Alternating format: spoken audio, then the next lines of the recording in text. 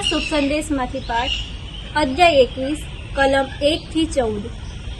આ પછી ઈસુએ તિબેરિયા સરોવર પાસે શિષ્યોને ફરીવાર દર્શન દીધા અને તે આ પ્રમાણે: સિમોન પીટર, થોમા અર્થાત જોડિયો, ગાલિલમાં આવેલા કાનાનનો નથેનિયલ, જબદીના દીકરાઓ અને બીજા 2 શિષ્યો ભેગા મળ્યા હતા। એવામાં સિમોન પીટરે કહ્યું, હું માછલા પકડવા જાઉં છું। બીજાઓએ કહ્યું, અમે પણ તારી સાથે આવીએ છીએ। આમ તેઓ ઉપડ્યા અને મછવામાં ચડી ગયા, પણ તે રાતે તેમના હાથમાં કશું આવ્યું નહીં। પરોઢ થવા માંડ્યું। એવામાં ઈસુ કાંઠા ઉપર આવીને ઊભા, પણ શિષ્યોને ખ્યાલ ન આવ્યો કે આ ઈસુ છે। પછી ઈસુએ તેમને કહ્યું, છોકરાઓ, તમારી પાસે કઈ મછલી છે? તેમણે જવાબ આપ્યો, ના।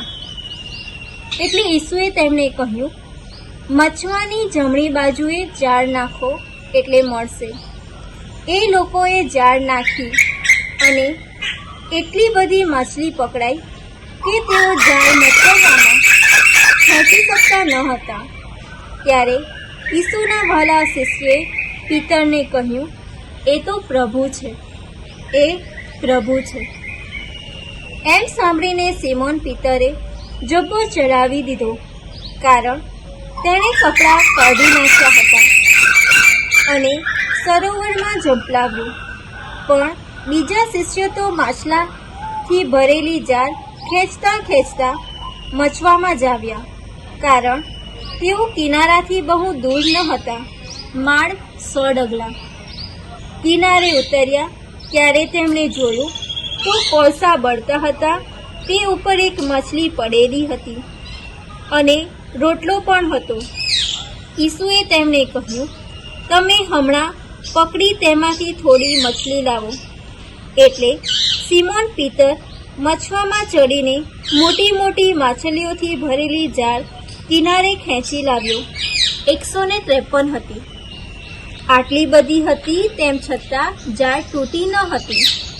ઈસુએ તેમને કહ્યું, આવો નાસ્તો કરો। કોઈ શિષ્યને એમ પૂછવાની હિંમત નહોતી ચાલતી કે આપ કોણ છો? તેઓ જાણતા હતા કે પ્રભુ છે।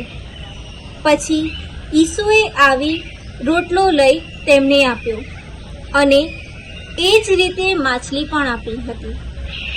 સજીવન થયા પછી ઈસુએ શિષ્યોને દર્શન દીધાનો આ 3જો પ્રસંગ હતો। આ પ્રભુ ઈસુની વાણી છે, તે આપનો આધાર છે। જય ઈસુ।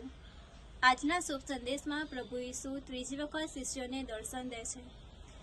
આખી રાત શિષ્યો અર્થાત પરિશ્રમ કરીને મછલી શોધતા હોય છે, પરંતુ તેમને એક પણ મછલી પ્રાપ્ત થતી નથી।